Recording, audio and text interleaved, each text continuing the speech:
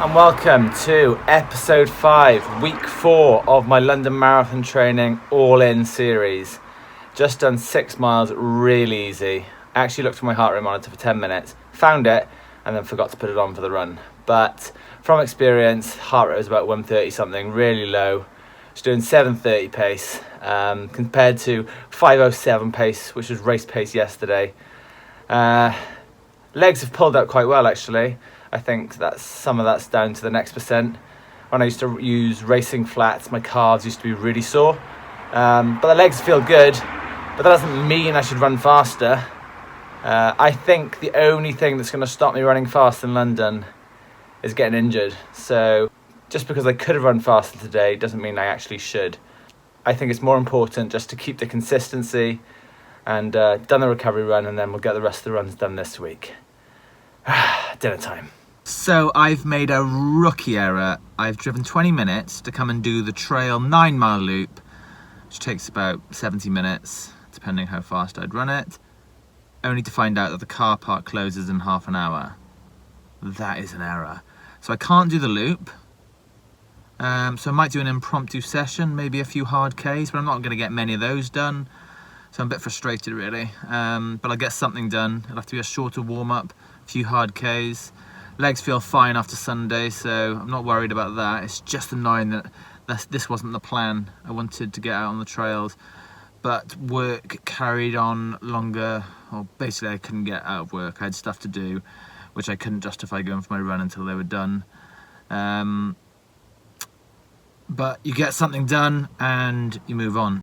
So I'm a little bit annoyed that I messed up the car parking situation, because I've only been able to fit, I think it's 6k in, and that's when I had 16k planned.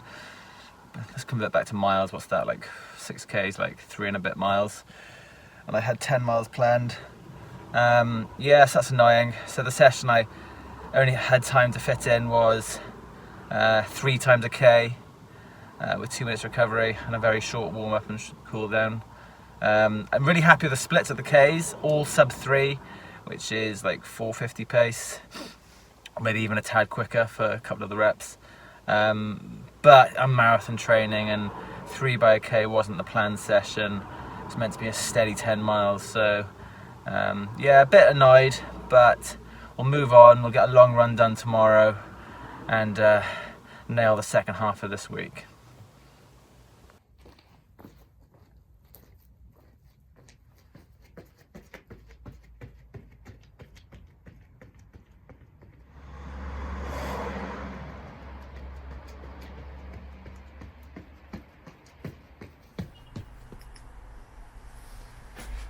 Six miles done. So let me tell you what happened when I got back from my run earlier.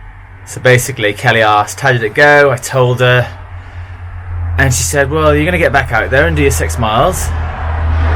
And I was like, no, to be honest, I'm going to go to Tesco's, buy a pizza, some pick and mix, a few chocolate bars. I just wanted to pig out in sweets, just feeling sorry for myself. And then she told me a story, and it was really motivating, actually.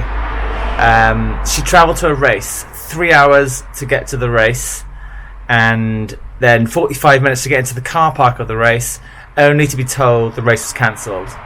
So she drove home another 3 hours, got home, was tired, hungry, but she still got out and did 16.5 miles, I think she said. 16.5 miles after a 6-hour round journey, plus a 45-minute wait in a car park. And she said, that's what you got to do. That's, if you want something bad enough, you'll put in the time, you'll put in the effort. And that was really motivating. And if she hadn't motivated me enough, she held Harry in front of me and said, come on, do this for Harry. You want to make him proud in London.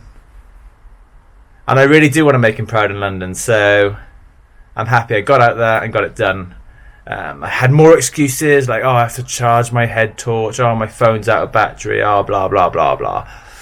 But none of it matters. I still got out there, I got it done, and now I can have dinner. And instead of a pizza, I'm going to have fish, rice and veg like I originally planned, and then a picnic with a cup of tea as a treat afterwards.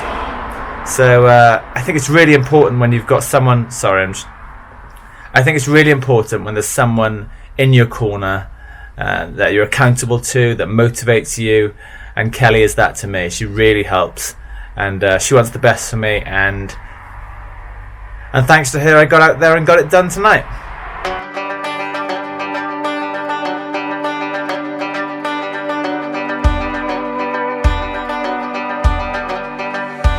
Filming me, filming you.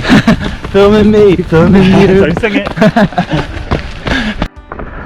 Hello there, and we are doing an easy 9-mile loop on the trails, and today I've got some company. The myth, the legend that is the longest stride in the forest. Andy Rayner, Forest of Dean runner. How are you, mate? You good? Yeah, really good. So I'll link below to his channel. He's got some great content, and you've got to check out his Sunday's race at Gloucester Half.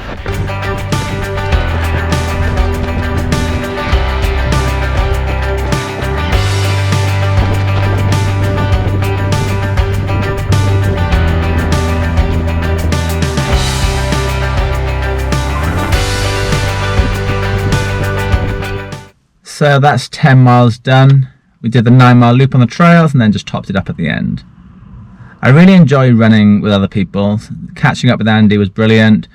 We just chatted about the races we ran on Sunday, about our training, about the new trainers that are coming out. So yeah, it was just great to tick off those miles without really thinking. A nice, easy, chatty pace. I really enjoy getting out with other runners. I used to do it a lot more when I was living in Swansea. I had a big group of us that used to get out. So yeah, just going to try and make that more of a frequent thing now I'm living in the forest. Get out, chat, tick off the miles, especially in marathon training when there's so many miles to run. It's nice to break it up with some easy, chatty miles.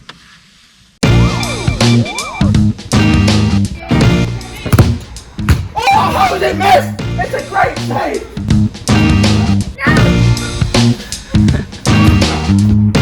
He's got it!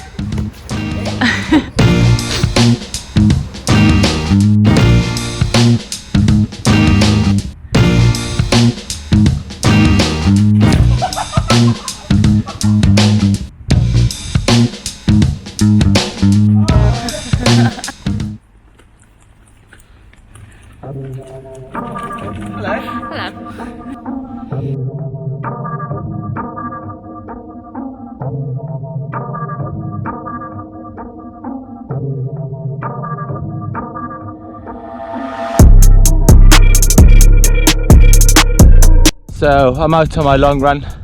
Plan is 20 miles steady today. I was taking it quite easy for the first 3, and now I'm going to pick it up a little bit. Although some of it's over like muddy terrain, so I'm not going to risk slipping. But on the road section, I'll pick it up to that steady pace, try and get the aerobic benefit. I didn't do a long run last week, so it's really important that I get it in this week.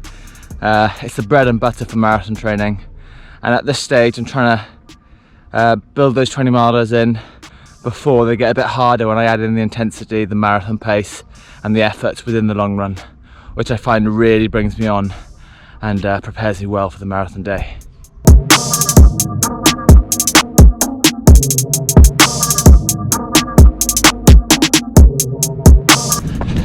So 16 and a bit miles in, and I'm not gonna lie, I'm really struggling. Body feels really tired, but I'm gonna find a way to get to 20 miles.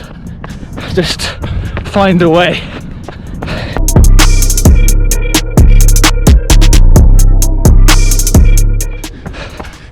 So I'm finding it tough, thinking about giving up, and then a message popped up on my watch from Kelly.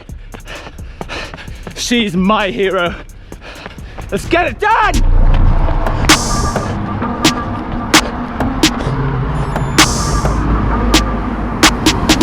There we go, 20 miles done.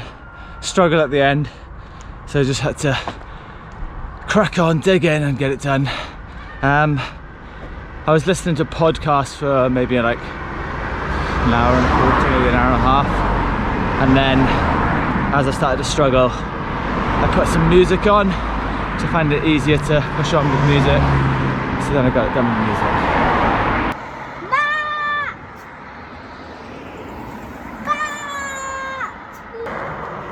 How was your long run? really, really tough. Aww. But 20 miles done. Well done, babe. So I've just been out for a progression run. This week I've tried to get the volume up to 80 miles, which I haven't been at that sort of volume for a long time. So I've reduced the intensity of the week because I've increased that volume. But I wanted to get some sort of intensity in. I did that mini session on Tuesday. So I decided to do a progression run.